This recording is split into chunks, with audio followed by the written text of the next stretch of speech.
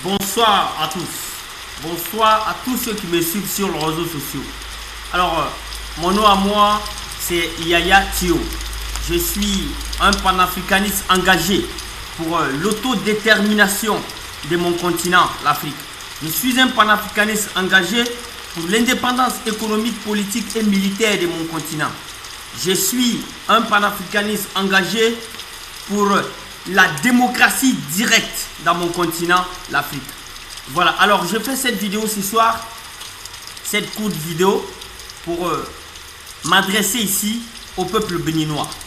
Je fais cette vidéo pour dire aux Béninois de faire très attention. Je fais cette vidéo pour dire à tous les Béninois d'être vigilants, d'être beaucoup vigilants, parce que la France prépare un coup contre le Bénin. Je fais cette vidéo pour demander à tous les Béninois, les Béninois de tous les bords politiques, d'être vigilants, d'être prudents, parce que la France prépare un coup contre votre pays. Et ça ne doit pas passer. Ça ne doit pas passer. L'Afrique ne doit plus se laisser marcher dessus. Ça ne doit plus jamais se reproduire en Afrique. Il faut que ça cesse. Il faut que ça cesse. Alors, chers frères et sœurs béninois, avant de commencer, j'aimerais vous dire ici que c'est vrai, nous les panafricanistes, nous ne sommes pas d'accord avec le président Patrice Talon sur bon nombre de points. Oui, pour nous, il n'y a pas de panafricanisme dans la gestion. Voilà, il n'y a pas... nous, on ne voit pas trop de panafricanisme dans la gestion du président Patrice Talon.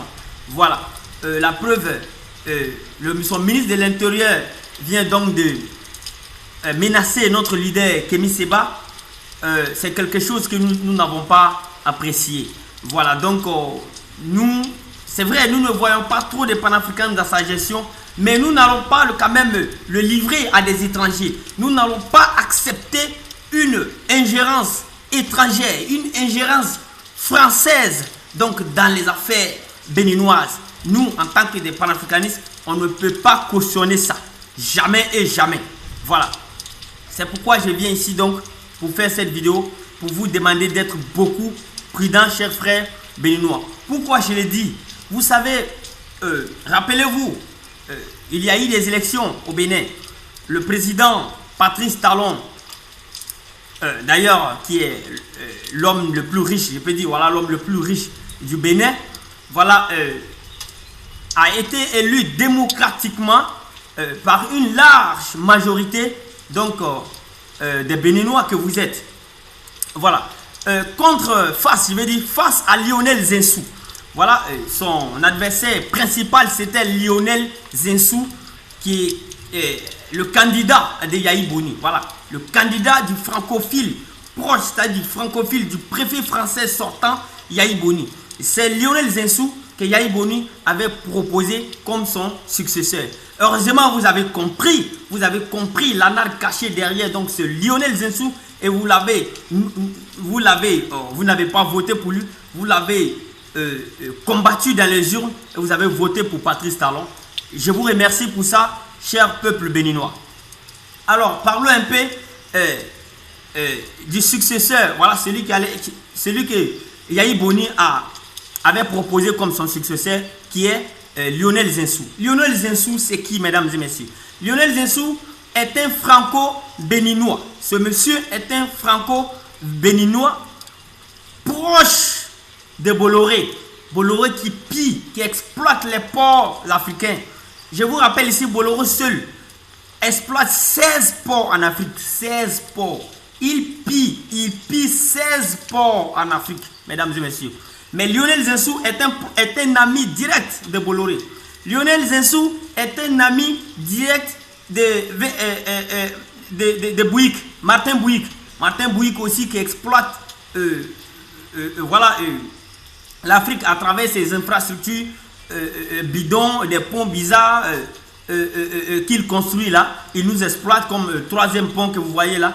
Il exploite aussi nos mines d'or. Voilà, il est en train de détruire le Mali aujourd'hui, où je vous parle. Bouygues est en train d'exploiter, je veux dire, d'exploiter l'or du Mali, de piller l'or du Mali et créer le désordre dans les sites, empoisonner les gens, tuer les Maliens, et financer les groupes terroristes pour ne pas qu'il y ait la paix là-bas. Voilà, et continue donc son pillage.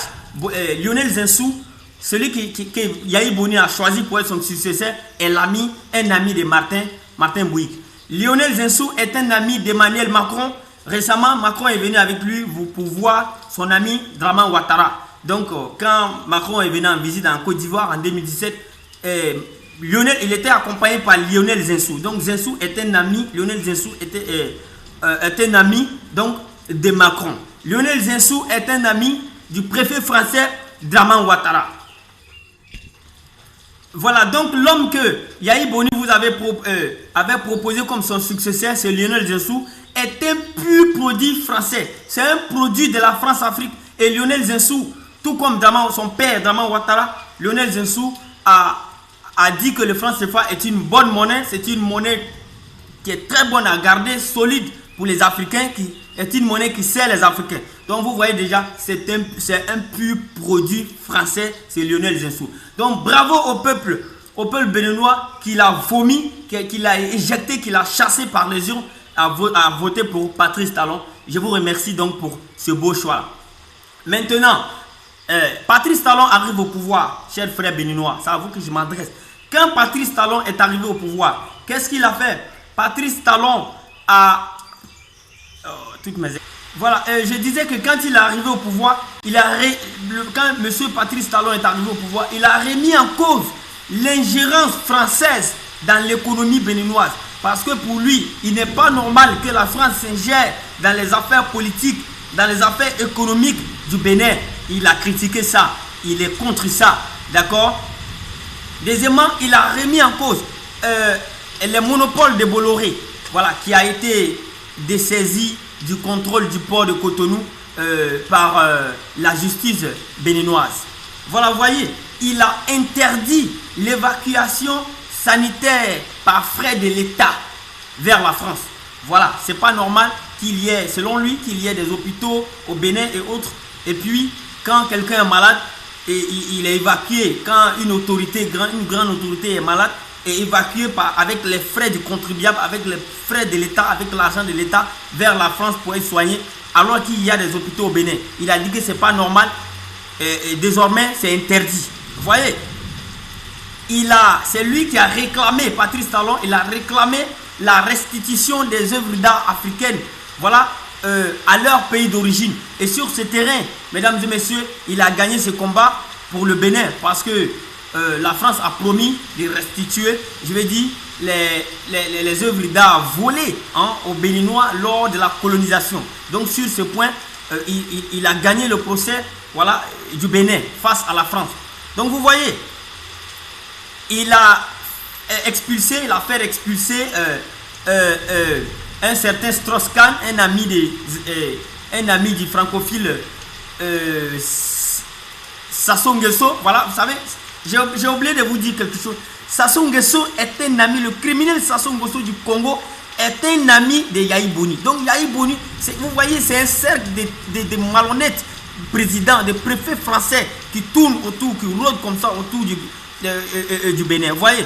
Donc il a fait expulser Strauss-Kahn, qui est un ami de Sassou Nguesso, et Sassou Nguesso lui-même est ami de Yahi Boni. Donc vous les voyez, c'est un groupe de préfets français. Il a expulsé ce monsieur dernier pour malversation financière. Donc vous voyez, donc il a commencé à lutter contre, je vais dire, la corruption des multinationales occidentales, voilà, multinationales françaises. Et voilà, là vous savez, quand un président lutte pour son peuple, automatiquement il devient l'ennemi de la France parce que là il est contre les intérêts français, d'accord? Quand il a commencé donc à lutter, à faire tout ça, aujourd'hui où je vous parle, il est considéré comme quelqu'un qui est contre les intérêts français. D'accord? Je vais dire en français terre à terre que sa gestion est considérée comme une menace pour les intérêts français, pour les multinationales françaises au Bénin. Donc qu'est-ce qu'il faut faire? La France cherche coûte que coûte à l'enlever, à faire un coup d'État. C'est pourquoi je vous appelais à être vigilant. C'est pourquoi j'ai demandé aux Béninois, soyez vigilants. Je ne suis pas en train de défendre Talon ni l'opposition. mais je ne veux plus de coup d'État. Nous, les panafricanistes, nous ne voulons plus de coup d'État en Afrique. Nous voulons des passations de charges démocratiques dans nos pays. Nous voulons ressembler aussi à cette démocratie. Nous ne voulons plus de coup d'État. C'est pourquoi je vous appelle donc à la vigilance, chers frères béninois. Si vous êtes mécontents contre Talon, attendez les élections. Vous ne soutenez jamais un coup d'État contre lui. Vous pouvez manifester et le laisser là. Pendant les élections prochaines, chercher à voter contre lui. Ça aussi, c'est une très bonne manière démocratique pour le faire partir. Vous voyez, aujourd'hui, Talon commence à lutter pour le Béninois. Je vais dire, voilà, il commence à lutter pour les Béninois. Parce qu'en prenant cette position, il lutte ici pour les intérêts du Bénin. Voilà, il est dans une position de réappropriation des richesses comment on appelle ça, béninoise, d'accord.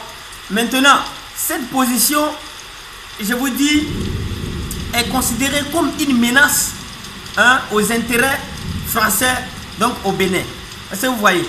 Là, la France est aujourd'hui en train de chercher à passer par tous les moyens, à trouver un moyen pour l'enlever au pouvoir. Donc c'est vous qui devez le protéger. C'est votre frère béninois. Vous pouvez ne pas être d'accord avec lui, mais cherchez à le protéger contre les étrangers, contre l'ingérence étrangère. Est-ce que vous comprenez? C'est de ça qu'il s'agit. Vous voyez, il veut libérer le Bénin des griffes multinationales occidentales. Et ça, c'est mal vu par les grandes puissances qui veulent nous voir toujours dans le sous-développement, mesdames et messieurs. Très bien. Et maintenant, à Patrice Talon, il faut faire attention.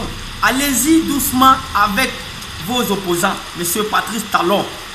Arrêtez de tuer vos opposants. Arrêtez de tirer sur les opposants.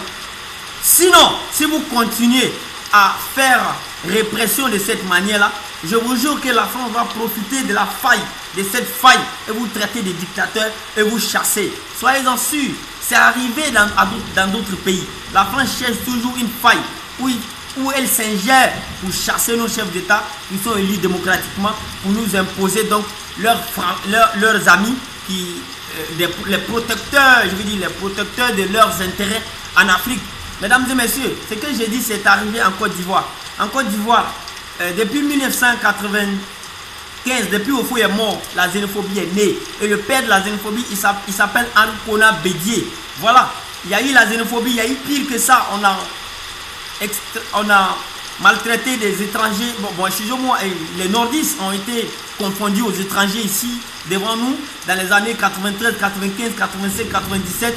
On les a maltraités, on les a injuriés, on les traitait d'étrangers ici devant nous. La France n'a rien dit.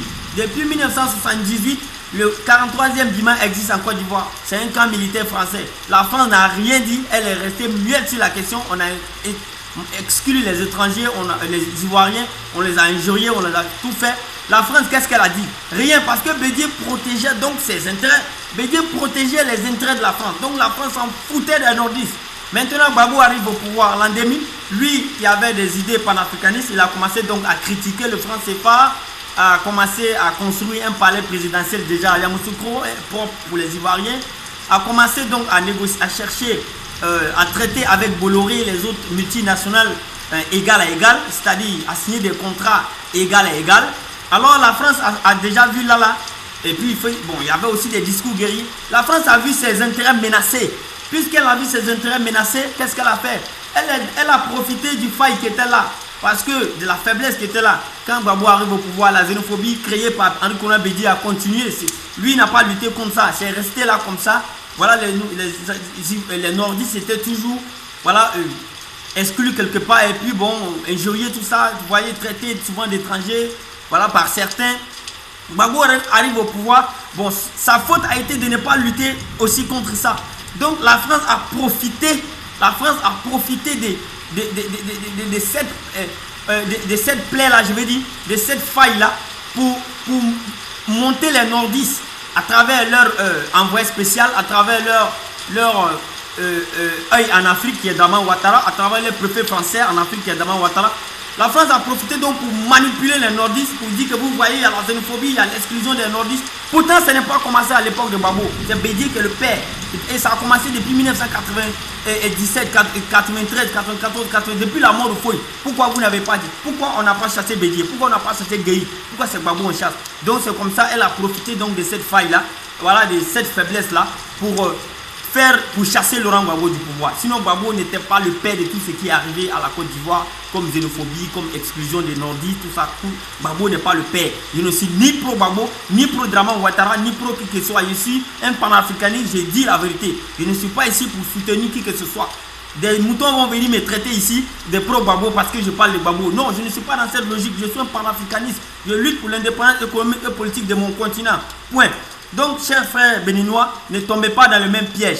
Chers frères, Patrice Talon, mon cher président, ne tombez pas dans le même piège. Arrêtez ces répressions violentes de la population.